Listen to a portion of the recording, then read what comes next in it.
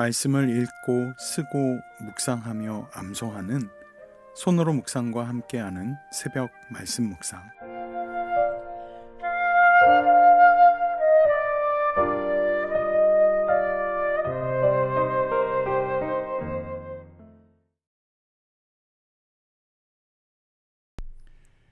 (3월 6일) 새벽 말씀 묵상입니다. 이 시간 사도신경으로 신앙 고백 드리겠습니다. 전능하사 천지를 만드신 하나님 아버지를 내가 믿사오며 그 외아들 우리 주 예수 그리스도를 믿사오니 이는 성령으로 잉태하사 동정녀 마리아에게 나시고 본디오 빌라도에게 고난을 받으사 십자가에 못 박혀 죽으시고 장사한 지 사흘 만에 죽은 자 가운데서 다시 살아나시며 하늘에 오르사 전능하신 하나님 우편에 앉아 계시다가 저리로서 산자와 죽은 자를 심판하러 오시리라. 성령을 믿사오며 거룩한 공회와 성도가 서로 교통하는 것과 죄를 사하여 주시는 것과 몸이 다시 사는 것과 영원히 사는 것을 믿사옵나이다. 아멘. 찬송가 384장 함께 영상을 보면서 찬양 부르겠습니다.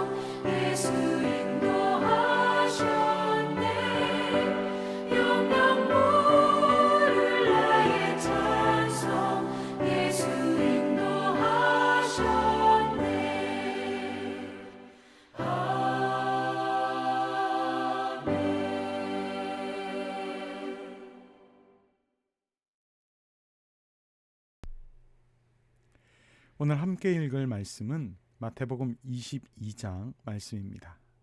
22장 전체 말씀을 함께 읽고요. 또 오늘 우리에게 주시는 34절부터 36절까지의 말씀은 또 말씀을 읽은 후에 다시 한번 읽어나가도록 하겠습니다. 함께 말씀을 읽겠습니다. 마태복음 22장.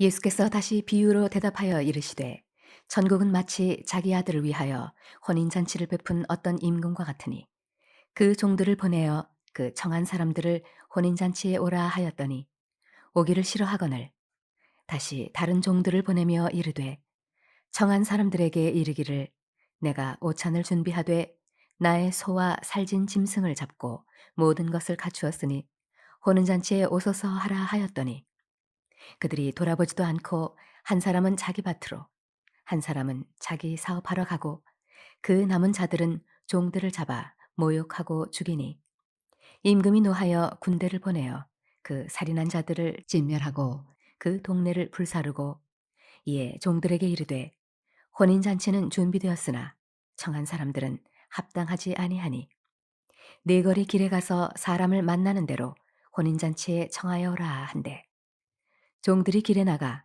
악한 자나 선한 자나 만나는 대로 모두 데려오니 혼인잔치에 손님들이 가득한지라 임금이 손님들을 보러 들어올세 거기서 예복을 입지 않은 한 사람을 보고 이르되 친구여 어찌하여 예복을 입지 않고 여기 들어왔느냐 하니 그가 아무 말도 못하거늘 임금이 사환들에게 말하되 그 손발을 묶어 바깥 어두운 데에 내던지라 거기서 슬피 울며 이를 갈게 되리라 하니라. 정함을 받은 자는 많되 택함을 입은 자는 적으니라. 이에 바리새인들이 가서 어떻게 하면 예수를 말의 올무에 걸리게 할까 상의하고 자기 제자들을 헤롯 당원들과 함께 예수께 보내어 말하되 선생님이여 우리가 아노니 당신은 참되시고 진리로 하나님의 도를 가르치시며 아무도 꺼리는 일이 없으시니 이는 사람을 외모로 보지 아니하심이니이다. 그러면 당신의 생각에는 어떠한지 우리에게 이르소서. 가이사에게 세금을 바치는 것이 옳으니이까 옳지 아니하니이까 하니 예수께서 그들의 악함을 아시고 이르시되 외식하는 자들아 어찌하여 나를 시험하느냐 세금 낼 돈을 내게 보이라 하시니 데나리온 하나를 가져왔거늘 예수께서 말씀하시되 이 형상과 이 글이 누구의 것이냐 이르되 가이사의 것이니이다. 이에 이르시되 그런즉 가이사의 것은 가이사에게 하나님의 것은 하나님께 바치라 하시니 그들이 이 말씀을 듣고 놀랍게 여겨 예수를 떠나가니라. 부활이 없다 하는 사두개인들이 그날 예수께 와서 물어 이르되 선생님이여 모세가 일렀으되 사람이 만일 자식이 없이 죽으면 그 동생이 그 아내에게 장가들어 형을 위하여 상속자를 세울지니라 하였나이다. 우리 중에 칠형제가 있었는데 마지가 장가들었다가 죽어 상속자가 없으므로 그 아내를 그 동생에게 물려주고 그 둘째와 셋째로 일곱째까지 그렇게 하다가 최후에 그 여자도 죽었나이다. 그런즉 그들이 다 그를 취하였으니 부할 때에 일곱 중에 누구의 아내가 되리이까? 예수께서 대답하여 이르시되 너희가 성경도 하나님의 능력도 알지 못하는 거로 오해하였도다. 부할 때에는 장가도 아니가고 시집도 아니가고 하늘에 있는 천사들과 같으니라. 죽은 자의 부활을 논할진대 하나님이 너희에게 말씀하신 바 나는 아브라함의 하나님이요 이삭의 하나님이요 야곱의 하나님이로라 하신 것을 읽어보지 못하였느냐. 하나님은 죽은 자의 하나님이 아니요 살아있는 자의 하나님이시니라 하시니 무리가 듣고 그의 가르치심에 놀라더라. 예수께서 사두개인들로 대답할 수 없게 하셨다 함을 바리새인들이 듣고 모였는데 그 중에 한 율법사가 예수를 시험하여 묻되 선생님 율법 중에서 어느 계명이 크니이까?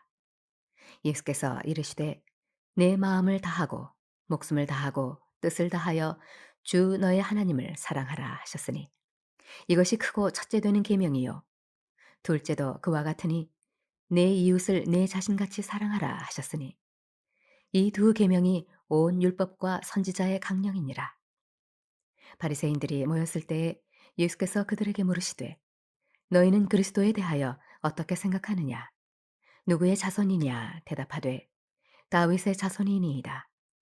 이르시되 그러면 다윗이 성령에 감동되어 어찌 그리스도를 주라 칭하여 말하되 주께서 내 주께 이르시되 내가 네 원수를 네 발 아래에 둘 때까지 내 우편에 앉아 있으라 하셨도다 하였느냐.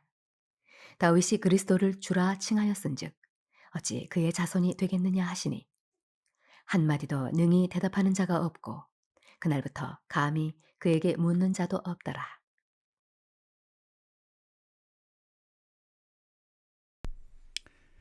네. 어, 오늘 읽을 말씀 34절부터 36절까지 말씀을 다시 한번 읽겠습니다. 예수께서 사두개인들로 대답할 수 없게 하셨다 함을 바리새인들이 듣고 모였는데 그 중에 한 율법사가 예수를 시험하여 묻되 선생님 율법 중에서 어느 계명이 크니이까? 아멘. 묵상 일자비입니다. 여전히 이제 부활에 관련된 논쟁들을 계속 이어가고 있는데요. 부활에 관한 논쟁 속에서 사두개인들이 수세에 몰리자 이번에는 바리새인들이 한 율법사를 내세워서 예수님을 시험합니다. 자신들도 결론을 내지 못한 난제인 가장 큰 계명에 대한 이슈를 들고 온 것입니다. 예수님의 명성에 흠집을 내고 위신을 떨어뜨리려는 의도였지만 오히려 예수님의 말씀 앞에 선 그들의 무지와 불신만 만천하에 드러나게 됩니다. 가장 큰 계명, 특별히 여기서 말하는 가장 큰 계명이라는 것은 율법 중에서 모세가 받은 10계명, 그 10계명 10가지 계명 중에 가장 큰 계명이 무엇이냐라는 그런 사두개인과 바리새인들 사이에서 늘 이게 가장 큰 계명이다, 이게 더 큰 계명이다라고 어떤 논쟁거리가 되는 그런 이슈였는데요. 말 그대로 이슈죠. 그런데 예수님께 그 질문을 통해서 예수님이 이쪽도 저쪽도 이 편들 수 없을 것을 알고 있었기 때문에 이 사두개인, 이 바리새인들이 예수님을 또다시 곤경에 처하기 위한 함정 질문이었습니다. 우리가 말씀을 받아들일 때 그 말씀이 내가 이 말씀을 통해 뭔가를 얻어내야 되겠다라는 의도를 가지고 말씀을 읽어서는 안 됩니다. 바리새인들과 사두개인들은 그 말씀을 통해서 자신들이 가지고 있었던 기득권을 어떻게 하면 계속 유지할 것인가?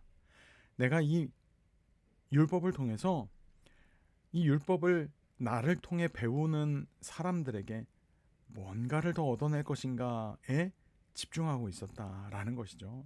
예수님은 그들의 의도를 아시고 그들의 그 의도를 아주 논리적으로 하나씩 하나씩 부서뜨리고 넘어뜨리시는 모습을 말씀을 통해 볼 수 있습니다. 우리 묵상길잡이 계속해서 우리 두 번째 단락 제가 계속 읽어보겠습니다. 말씀은 수용의 대상이지 이용의 대상이 아니며 예수님은 신뢰의 대상이지 시험의 대상이 아닙니다. 예수님을 창조주 하나님을 시험하려 했던 수많은 시도가 시대를 막론하고 계속됐지만 결국 깨닫게 되는 것은 인간의 무지와 어리석음뿐이었음을 우리는 기억해야 합니다. 우리의 삶도 마찬가지입니다. 내가 신앙생활 잘하고 있다라고 생각하는 그 모든 시간들 속에도 마치 사두개인이나 바리새인들처럼 하나님을 이용하려고 하나님을 내 계획 안에 집어넣어서 내 계획을 이루어 주시는 분, 내가 생각한 가장 좋은 길을 그분의 능력으로 이루어 가려고 하는 그런 욕심에서 비롯된 착각들을 하게 되는데요. 결국 우리가 깨닫게 되는 것은 하나님은 내 편이 아니다라는 착각, 하나님은 내 기도에 응답하지 않으시는 분이시다라는 그런 어리석은 결론을 맞이하게 될 뿐입니다. 하나님의 계획은 우리보다 더 크시고 하나님의 뜻은 우리가 헤아릴 수 없는 수준임을 우리는 늘 기억해야 합니다. 그렇게 하나님 앞에 간구하고 기도하되 주의 뜻이 이루어지기를 위해서 기도하는 것, 주님이 마지막 십자가를 지시기 전에 기도하셨던 그 마지막 기도도 결국은 내 원대로 마시고 아버지의 원대로 되기를 원하나이다 라고 기도하셨던 것도 결국 우리에게 그 기도의 모범을 보여주시기 위함이셨던 것입니다. 말씀은 우리가 그것을 믿고 내 것으로 받아들여 말씀 안에서 말씀을 따라 말씀을 순종하며 말씀을 이루는 삶을 살아가게 하시기 위해 우리에게 주셨음을 우리는 기억하면 되는 것입니다. 참 지혜는 말씀을 받아들이고 그 말씀 앞에 순종하는 삶, 지혜의 근원이신 예수 그리스도를 구주로 믿는 삶, 거기에서부터 참 지혜는 시작됩니다. 우리 수원교회 성도들의 오늘 하루가 이처럼 하나님이 공급하시는 참 지혜, 말씀 앞에 순종하며 말씀을 따라 살아가고 말씀 안에 거하는 삶을 살아가므로 지혜의 근원이신 주님의 그 인도하심을 받고 누리는 복된 성도의 하루가 되기를 예수님의 이름으로 축원합니다. 기도하겠습니다. 말씀 쓰기입니다.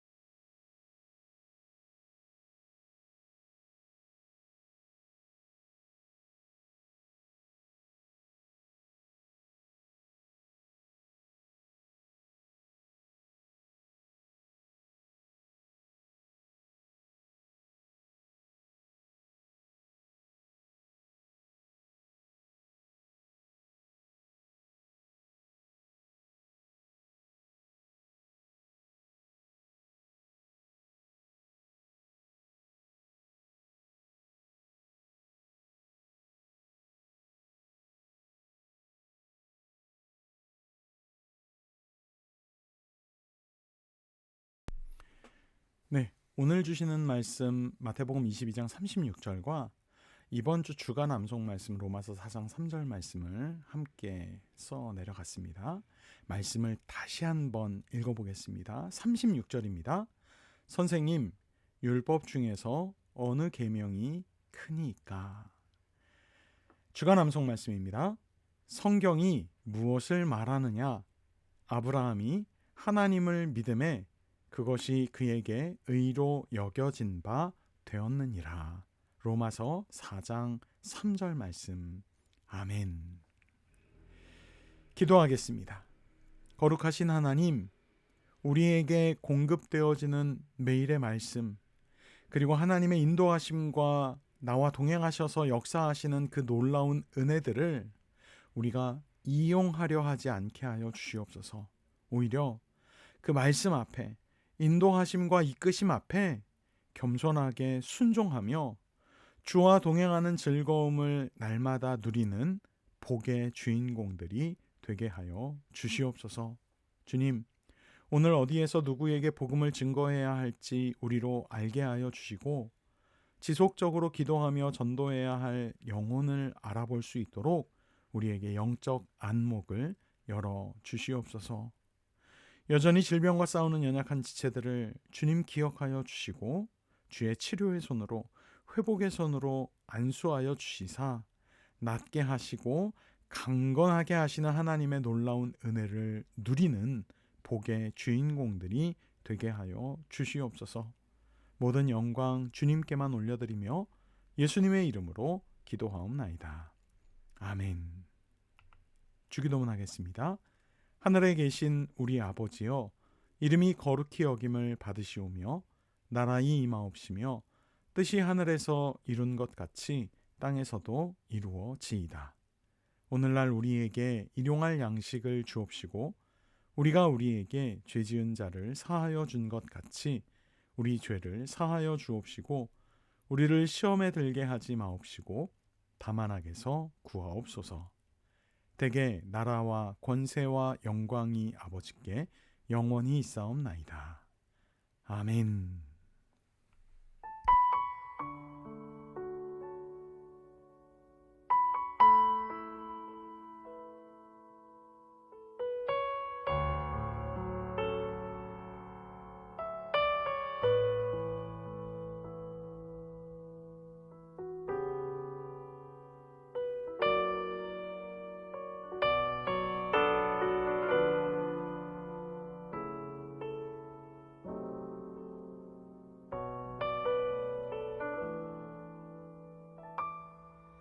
주께 가까이